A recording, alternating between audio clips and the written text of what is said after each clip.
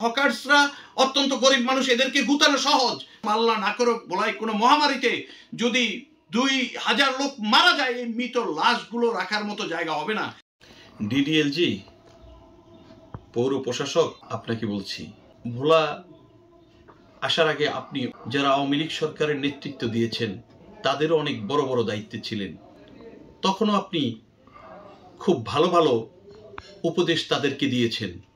তাদের পিএস ছিলেন। কিচেন মার্কেটের জন্য যানজট হয়, ভোলায় কিসের থেকে যানজট হয় সেই জিনিসটিও যদি আপনার এখন পর্যন্ত এতদিনের দায়িত্ব নেওয়ার পরে যদি আপনার না জানা থাকে, সেটা আমাদের জন্য এবং ভোলাবাসীর জন্য অত্যন্ত দুর্ভাগ্যজনক। আপনাকে জ্ঞান দেওয়ার মতো ভোলায় কোনো মানুষ এই মুহূর্তে জন্মগ্রহণ করে নাই। আপনি একাই সর্বেসর্বা। আপনাকে ভোলার যানজট নিরসনের জন্য ভোলাবাসীর পক্ষে আমরা কয়েকটি কথা বলবো। ভোলা সদর রোডে যানজট হয় শুধুমাত্র ডায়াগনস্টিক ল্যাবগুলোর জন্য। এই সদর রোডে শুক্রবারও যানজট লেগে থাকে এই রোগীদের জন্য। আর 16 তারিখে তো স্বাভাবিক ব্যাপার। এটি ভোলা সদর রোড, এটা কোনো সদর রোড না, এটা একটা চিপা গলি। সেখানে ডায়াগনস্টিক ল্যাব এবং মহাজনপট্টি যেটাকে বলে, এখানকার মহাজনরা রড সিমেন্ট যারা বিক্রি করে, এই রড সিমেন্ট লোড আনলোডের গাড়ি যখন এই চিপা সড়কে দাঁড়ায় থাকে, এর জন্য যানজট তৈরি হয়। আপনি এই কিচেন মার্কেট, এই যেটা মানুষ ভোলার সকল মানুষের প্রয়োজন মিটায়, এটা ভোলার প্রাণ কেন্দ্রেই থাকবে। এটা গরুরহাট চর্নাবাদ নেওয়ার জন্য কিচেন মার্কেট না। কিচেন মার্কেট এখানে তৈরি করা হয়েছে কারো একক ব্যবসার জন্য না। কিচেন মার্কেট তৈরি করা হয়েছে ভোলার মানুষের সুবিধার জন্য। কিচেন মার্কেটের ভিতর মাছ বাজার থাকবে, মুরগি বাজার থাকবে, ভোলার মানুষের নিত্য নৈমিত্তিক সবগুলো জিনিসই থাকবে। এর জন্য সরকারের এত অর্থায়ন করে এই কিচেন মার্কেট বানানো হয়েছে। আপনাকে আমি বলবো, কিচেন মার্কেটের জায়গায় রেখে ভোলার ডায়াগনস্টিক ল্যাবগুলোকে হসপিটাল কেন্দ্রিক সাবেক মেয়র সাহেবের যে বাসার পাশে যে জায়গাগুলো আছে, হসপিটালের পাশে এককভাবে সেখানে সুন্দর করে ডায়াগনস্টিক ল্যাবগুলোর জন্য জমি সংকলন করে সেখানে ব্যবস্থা করে দিন। আর রড সিমেন্টের এই যেই এইগুলো দোকানগুলো রয়েছে, প্রয়োজনের ডোমপট্টির পাশে আপনি জেলা পরিষদের দায়িত্বে আছেন, আপনার জমি আছে ডোমপট্টিতে, সেখানে রড সিমেন্ট যেখানে বালি চলে সেখানে নিয়ে যান রড সিমেন্টের ব্যবসা।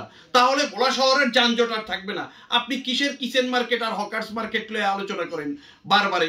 আপনি একজন অভিজ্ঞ মানুষ, আপনার অনেক হ্যান্ডস আছে, আপনি 2 দিন বসলে তো এটা বুঝে পেলেন যে এখানকার যানজটটা কেন হয়। আর আপনাকে যেটা বলবো যে নতুন বাজার, আপনি কিসের নতুন বাজার হকার্সদেরকে ইয়ে করছেন? হকার্সরা অত্যন্ত গরিব মানুষ, এদেরকে গুতানো সহজ। যে কেউ গুতায় এদেরকে এই জায়গা থেকে গুতা দিলে ওইখানে যাবে, ঠেলা দিলে ওইখানে যাবে, এটাই স্বাভাবিক। ভাই, হকার্স মার্কেট না, নতুন বাজারকে ধ্বংস করছে। এই নতুন বাজারটা নাজিউর রহমান নিজের গাইডের পয়সা দিয়ে এই নতুন বাজারটা ওপেন করার জন্য জমি কিনে দিছে। সেই নতুন বাজারটা দখল করে নিছে 3-4টা ভবন। সেখানে ভোলার ঐতিহ্যবাহী একটি টাউন হল ছিল, সেই টাউন হলটা মাটির সাথে মিশিয়ে দিছে। এখানে কথিত মডেল মসজিদ, চারপাশে মসজিদ আছে। আর ভাই, কোর্ট মসজিদটা ভেঙে পড়ছে।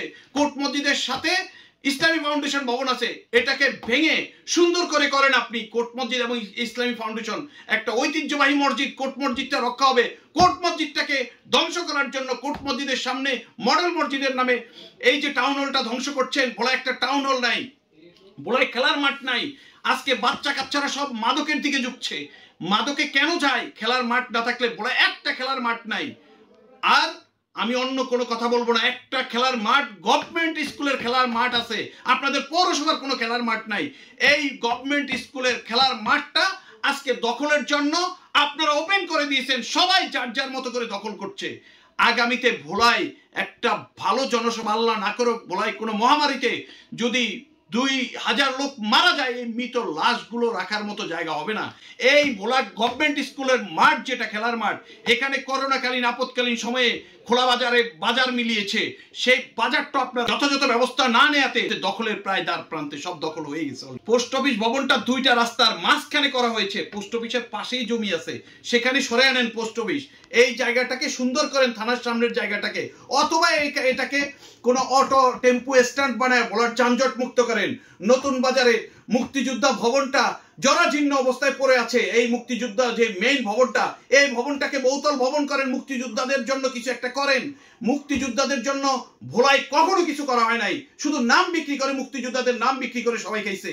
আর এই মুক্তিযোদ্ধা ভবনের নামে আরো 2টা ভবনের করে এই যে ভোলা টাউন হলের সামনের ভোলার ওপেন, যেটা নাজিউর রহমান টাকা দিয়ে করছে, নিজের গাইডের টাকা দিয়ে, সেই 2টা ভবনের নামে যে নতুন বাজারটা দখল হলো, সেই দখলকে আপনি উচ্ছেদ করতে পারছেন এখন পর্যন্ত?